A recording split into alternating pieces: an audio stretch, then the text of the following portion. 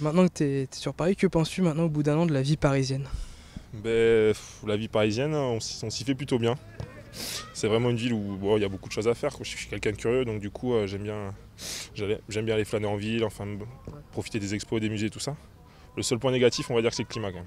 Moi qui arrive du sud, l'hiver est long. Mais bon, ça va, on s'y fait, on s'y fait. J'espère qu'on va bientôt en sortir quand même, mais ça va. Donc que t'a apporté cette venue au Racing? Avant tout, un changement de dimension. J'arrivais d'un club de bas de Pro D2 qui on venait de monter de Fédéral 1, donc c'est vrai que pour moi c'est un énorme changement. Mais c'est que du bonheur.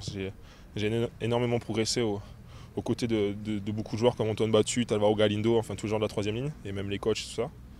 Et voilà, le groupe vit très bien et je vis une superbe aventure et une superbe saison. Je pensais pas au début jouer autant, je suis très content et j'espère encore avoir un peu de temps de jeu et continuer sur ma lancée. Et en parlant de progression, est-ce que tu as fait d'autres sports avant de te mettre au rugby ou ça a été ton premier sport? Non, j'ai fait pas mal de sports avant, j'ai un peu touché à tout, que ce soit du foot, du hand, du basket, enfin tous les sports, de la natation, un peu tout.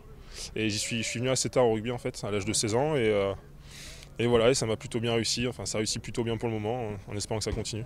D'accord. Et quel est ton plus beau souvenir sportif sur le terrain?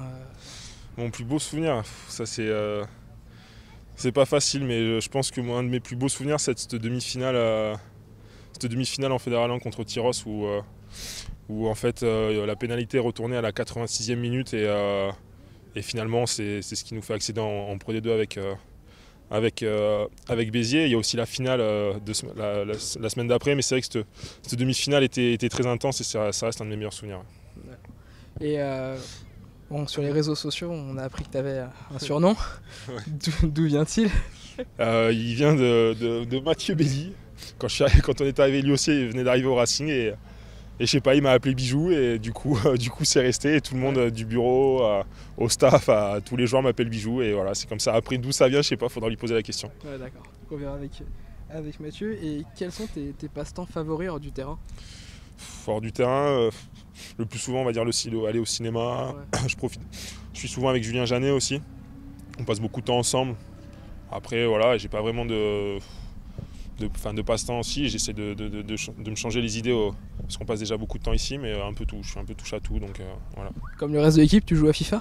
Ouais, comme beaucoup de l'équipe, on joue à FIFA, ouais, mais j'y joue déjà suffisamment ici, donc j'évite d'y jouer à l'extérieur. Et quand tu étais jeune, t'avais qui comme idole?